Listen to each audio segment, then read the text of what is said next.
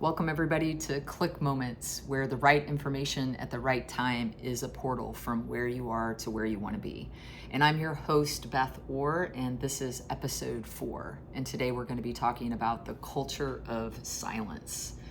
So what does that mean? So for years I've been thinking about this topic, and I find it fascinating because I feel like what it is an unspoken system and a way of operating that we as a society, within our systems within society like government and criminal justice and organizations, and then families and communities, and then down to us, it's a parallel process that we have adopted that probably was well intentioned, like most things when it starts. Like, it makes sense to say, no, give people the space to handle things on their own and deal with things on their own. And that's fine, as long as there are safe spaces and people are equipped to be able to handle what is happening that relates to their needs and their wants in their lives and their ability to be able to get those needs met. In particular, we see this with kids a lot, where they're disempowered and they have needs. They may be small, but they have needs, and we create these systems because of this, parallel process, like I said, where it says, shh. The culture of silence says, we don't talk about these things. We let people deal with these at home. And what's interesting is as I think about these cultures of silence and what I'm including in this, which I'm going to talk about next, it's also interesting how it got to be that's a thing. So let's start with what this is related to. First of all, we do this in our, like I said, in our systems, our larger systems, as well as interpersonally. We do this around different types of topics. For example, abuse and neglect is a huge one. So a child isn't getting what they need in the home. And we say, oh, no, like they have to handle that at home. Like somebody has to deal with that at home. But it's like, if something's happening in the home, more than likely, there is an inability, meaning that they're not equipped to be able to handle what's happening in the home. So let me give you an example. In trauma work, we have what's called intergenerational transmission. And that just means, it's a fancy term for saying customs are passed down to you. So just like you have holiday traditions that are passed down to you, and you're like, ooh, we have this kind of pie and we have this kind of food and we eat on this day and at this time.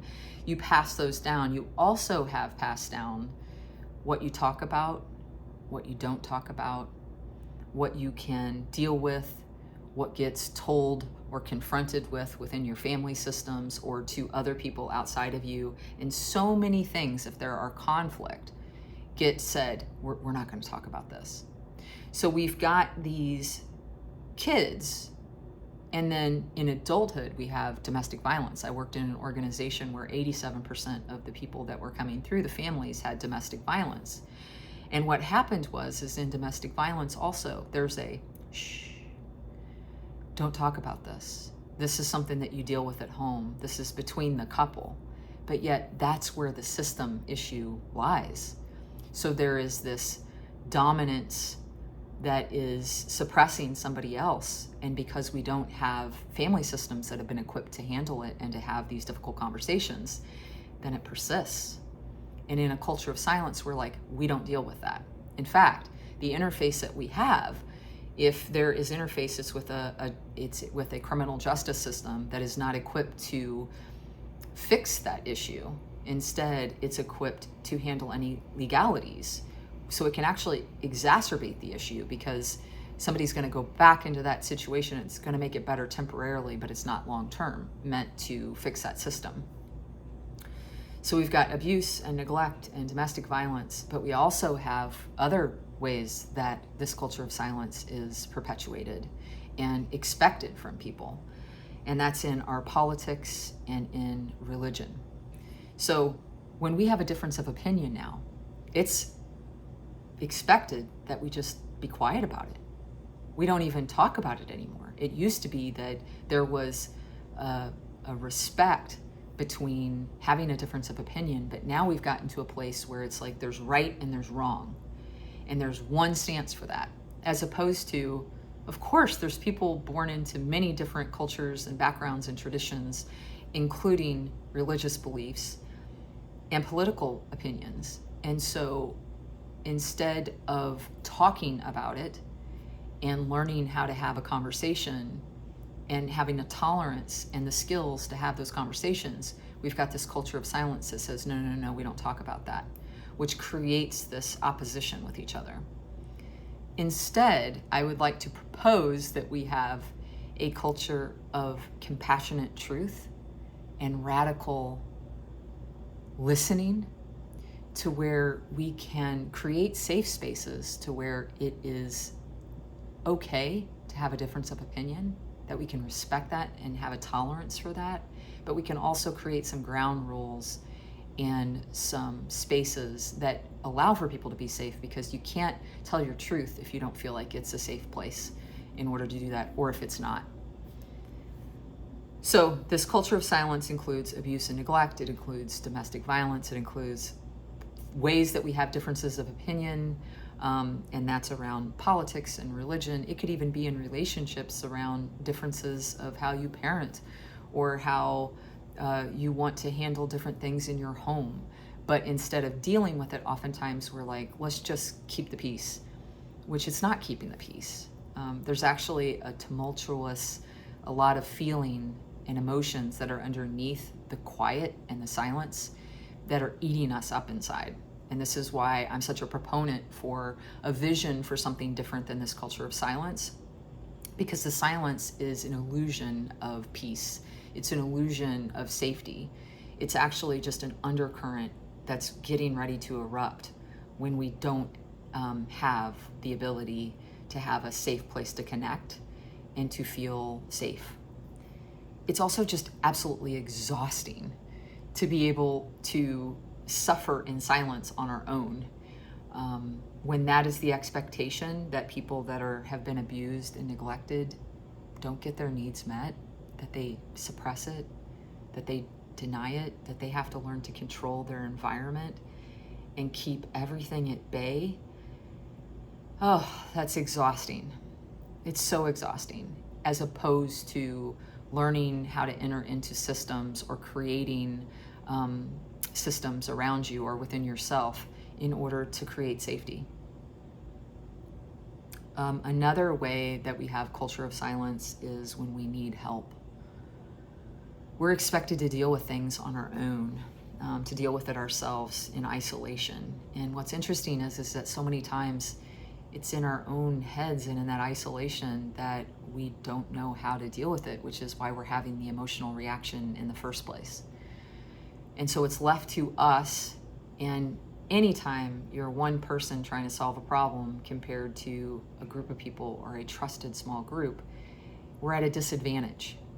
So those of us that have been conditioned to deal with things on our own and handle it on our own are putting ourselves into a position to where we're really disadvantaged compared to other people as far as getting our needs met. And there is a lot of resources and perspectives that we can have that would expand our capacity to get those needs met. We oftentimes in that isolation are triggered. There's many different ways, and there's people that specialize in this that talk about our different attachment styles, and when we respond from a triggered place, it means that there's like a cord. A trigger basically means, this has happened to me before. I've been in a very similar circumstance, and so I am pulling on a thread, and sometimes it's a short, intense thread.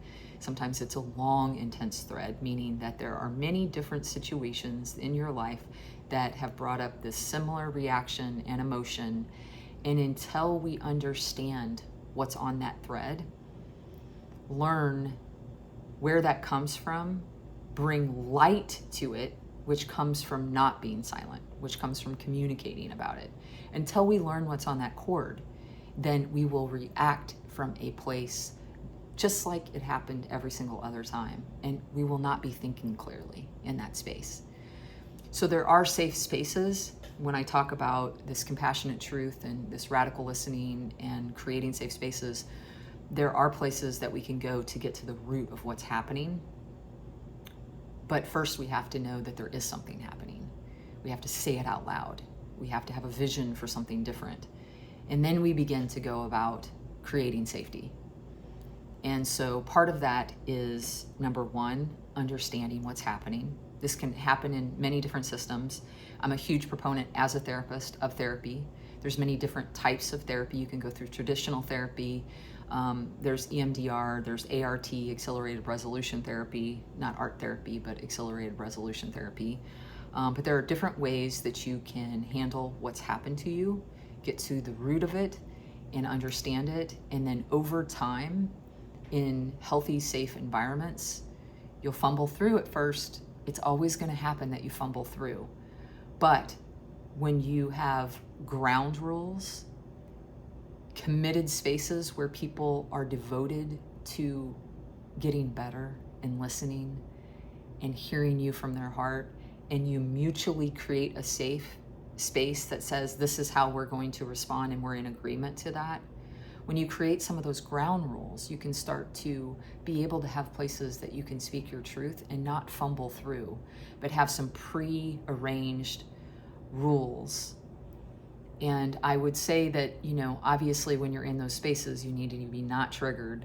I learned that actually myself recently, where I was in a space of being triggered and tried to have a conversation. It doesn't work that way. You have to be in a really good space and know where you're at so that you can respond from a positive space. But there's all these rules around creating safe spaces that can be extremely helpful. The other thing around this is there's old beliefs that we have to bring up.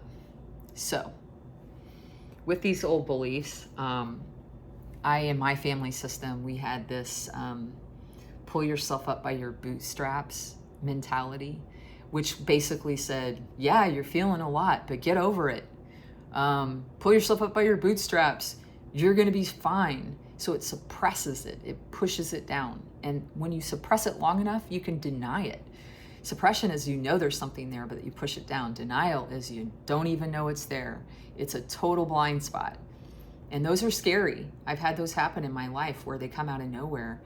And how we get to see those blind spots is to actually be devoted to paying attention to those times that we feel escalated, those times that we feel triggered, those times that our reaction to the situation in front of us doesn't match what's actually happening. That's a huge red flag and something for us to say, I got to pull back. I got to pay attention to this. I got to look at this a little bit more closely and get to the root of it, which can be done in therapy, as well as a really good holistic functional medicine practitioner can help you with that. In those spaces, they're devoted to the root. So oftentimes what happens is our body is keeping score, and our body will feel it before we will mentally understand what's happening. And so when our body is repeatedly feeling it in a same part of our body, there's actually a whole body of work now that says this is where we hold these different emotions. And once you learn what the emotion is, you can start to think, well, what would be on that thread in order for me to attend to? And the point is to get to the root of it so that it doesn't keep coming up again. So we have this belief that if we don't deal with it and we pull ourselves by our bootstraps and we leave it down there, that it won't affect us. But it's affecting us inside. It's affecting our ability to have nurturing, close, safe relationships. It's affecting us in that we're having to suffer in silence on our own and try to solve something that we can actually attend to in devoted, safe, connected, mutually agreeable spaces that we can create. But we can't do that until we acknowledge that it is happening, and that this way that we're handling it isn't working anymore. Another belief system is this too shall pass. Whew, I grew up with that. And it was always described as a good thing, like this too shall pass, meaning whatever kind of emotion that you have right now will go away at some point. And true, the intensity of it might dissipate, but it might not. you might actually get stuck in that emotion and stay in grief or anger or fear or sadness for a really long time. And it's because we believe that at some point this too shall pass, that over time and space that it will shift. But the reality is the quickest way for something to shift is to give language to it, is to give it to the light, is to say this is happening. And then ideally we have a place to enter into this with a trusted somebody else, that we can build a bridge to our understanding. And that's always where we're going to gain new skills, is outside of ourselves. When we're inside of ourselves, even with information alone, we're only going to get so far as compared to building skills either in therapy, through a trusted relationship that we're creating outside of us, or through getting a handle on the physical reactions to an emotional state inside of us through the functional medicine arena. Before we get into this vision for this culture of compassionate truth and radical listening and this other, like, bringing light to what we're being quiet about, I want to mention, like, how did we get in this position with this culture of silence? And I think it's much more nuanced than what I'm going to share, but I'm going to give an introduction. This is just an introduction to this topic. And a couple of different ways that we've been, this culture of silence has been created. Number one, and probably most compelling, is, we've not known how in these broader systems of how to deal with this. These are uncomfortable. I mean, abuse, neglect, domestic violence, differences of opinion with politics and religion, and how to raise your family, and when you need help. These are all emotionally laden discussions. And so if we're not equipped to know how to have resiliency through difficult conversations, then I think in our society, we've just said, we just don't talk about it. Like, that's one way to just take control and have power and say, we don't talk about it. And so because we haven't had the skills or understood or had the control with how to handle things, we're just like, let's just ask people not to deal with it. Number two, I think the perpetrators have set up this culture of silence. People who have done the harm to us have taught us to be quiet. So for myself, I consider it a radical act of self-love to not be quiet about it and to actually give language to it, because these systems of silence are meant to say, oh, we shouldn't talk about domestic violence. We shouldn't talk about rape or abuse or neglect, because the people who don't want us to talk about it don't want us to talk about it. And so this whole system has been created as a way to protect those people who are committed to continuing this system. And what's even more frustrating to me is that we, the people that have been the perpetrators of this, we are the people that have been the result or have been impacted by the perpetrators of this. We, the people who have been the recipient of these actions, have now perpetuated the culture of silence when we don't talk about it. We're in implicit agreement with these systems existing. We participate in their continuing and strengthen them and keep them maintained when we don't learn how to talk about this. So this is why I'm deeply committed to creating systems. And I will be honest, it is going to be something that we have to fumble through. It is messy. There's pain. It hurts. We get it wrong before we get it right. But what we're signing up for when we try is short-term pain that actually allows for us to establish connection with other people and within systems, and to feel a sense of belonging, rather than to suffer in this silence and perpetuate a system that is meant to keep us small, is meant to keep us believing that there's something wrong with us, as opposed to allowing us to be healed in systems that are meant to help us grow.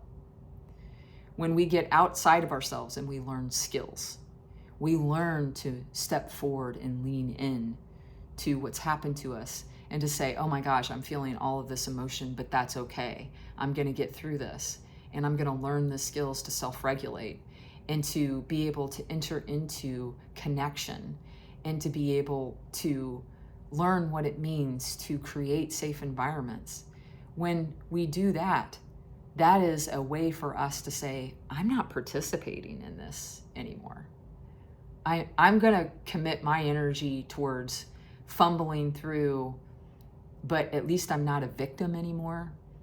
At least I'm somebody who's empowered in this new belief system that's trying to give other kids and adults and people around me a place that they can imagine something new. That's super important to me, that we don't contribute to these symptoms or systems that ignore the symptoms that are very real, that are happening inside of us, that allow for us to transmute those and to build this new space that's healthy. That is something that is a system that we want to create. So understanding where these systems came from and why they're still here and how we still participate in them by not being devoted to struggling through a new way is really something that's important, that I've wanted to talk about for a while and seems really relevant given everything that we see going on in our society right now. There's new policies that have come out that people are really hurting about, that there are people on a side that are being impacted by it, and then there's people who aren't being impacted by it, who have strong opinions about it staying the way that it is, despite the fact that there are people suffering. And not having the skills for us to have those conversations and hear from a lens of truly compassionate listening, like, how does this affect you? Because it doesn't affect me in any particular way, so I really want to hear how it affects you, and allow for that to change our hearts and our policies. But it takes a space of being devoted to hearing from a lens of, we're truly invested in not just being quiet about this and strong-arming people into our opinions, but we want to know how they're impacted, especially when it comes to things that we don't necessarily directly know about. Another thing, okay, so as we're thinking about creating these, and all of this comes up from a lens of creating our authentic life. That's always been important to me, being honest about who we want to be in our life, creating authentic lives, meaning living the life that we would live if somebody else didn't have an opinion about what we would do. And so I think about this authentic life, and to live our authentic life, we have to be able to say difficult things and to be able to have safe spaces to have our truth be heard, and for us to develop the skill set to listen, and us to develop the skill set to lean in and have those conversations, and finding ways to self-regulate along the way. Meditation, breathing, therapy, in communion with other people who are also learning different tools and skills.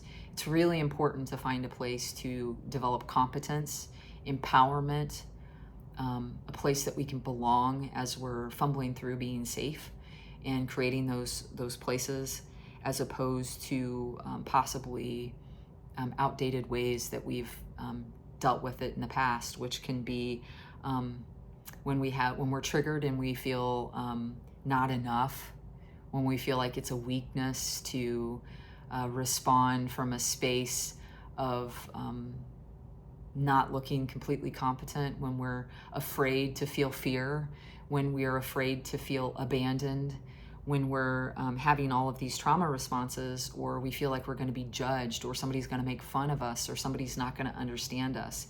It can be really difficult to commit to being authentic, because it's just a lot easier in that moment to maintain our silence, but yet we're committed to keeping these systems. It's a paradox. Like, how do we reach this world that truly is, like, within us, peaceful, if we're not committed to responding and creating safe spaces where we can be peaceful and we can respond from peace and we can learn what that looks like, and we can fumble through and know that it's safe to fumble through, and that we won't be left or feel weak or not enough or feel the intensity ongoing of what we're feeling from the time we first start to months later, right? So there has to be some skills that are learned and a committed space in order to create that. It's a much easier place to even approach it by dealing with that internally. Like, we start with just ourselves. Like, we're always starting with just learning how to self-regulate and create safety within ourselves. And then we start to create it within these larger systems, maybe therapeutic systems, and then within our families and friends and social groups and up. Because the more people and the less personal it gets, the harder it is to be vulnerable in those systems and to find our peace. But we can create some skills along the way that certainly, as we're dealing with ourselves and our local communities, meaning our family systems, certainly those are generalizable to other systems. It just takes a while to get to that space. So what I'm proposing is for us to consider looking at a connected space that's safe, that we speak our truth in a socially responsible and emotionally intelligent way, that it's a space of repair and connection, that we will actually get our needs met. That's the beautiful thing, that when we're creating these safe spaces and these secure attachments, we're actually creating safe spaces to where we're not the only one responsible for ourselves and our health anymore. That we're literally saying, oh my gosh, there's actually somebody who's able to be responsive to my needs. There's so much depletion that goes into us having to hustle for our needs to be met. And when we can create systems around us, and not just for ourselves, but we can create systems around us where our needs matter and the people around us are willing to listen and respond and learn, oh, that can be so healing. It can be so healing. And so that's the vision that I have. And my impetus for bringing up this topic is that I myself and the people around me desperately want to expose this culture of silence and to cast a new vision for our ability to develop skills and appreciation for a culture of compassionate listening, radical listening, sharing our truths in a way that is reparative, that is fulfilling, that gives us tremendous peace, and that it's normalized, that we actually talk about what we need and know how to get what we need and ask for what we need, versus to suffer in a space that was never meant for us to be in, which is on our own. So that's an introduction, my friends, to the culture of silence and to this vision for speaking our truths, especially in these systems that are crushing. And so in all ways around the ways that people are maintaining their silence, in oppression, in belief systems that aren't being respected, in any way that you feel repressed, unseen, told to hold your tongue, in any of those spaces, the vision that I have for us is that there is a safe place. There is some movement towards learning how to hear each other, because when we can hear each other with tremendous compassion and know what's going on, it's the first step to being able to heal all of our collective trauma, which comes from the individual trauma outside of us. When anybody's suffering on their own, we feel it. We're being told about it. And there's a way for us to actually say, I want to know how you feel. I want to create a safe place. I want to hear your truth. It matters to me, but it has to be normalized by all of us. And it's certainly within our systems that we're creating. It has to be normalized before we can get to that point. So that's my vision for us, my friends, is beyond the culture of silence, and to have this other space that we're entering into. So more on this later. I'm going to be talking about resiliency through difficult conversations at a later time. I'm actually going to have a conversation with other people about that, so that we can kind of get some additional perspectives on the challenges that are innate within that. So until next time, my friends, peace and love and light.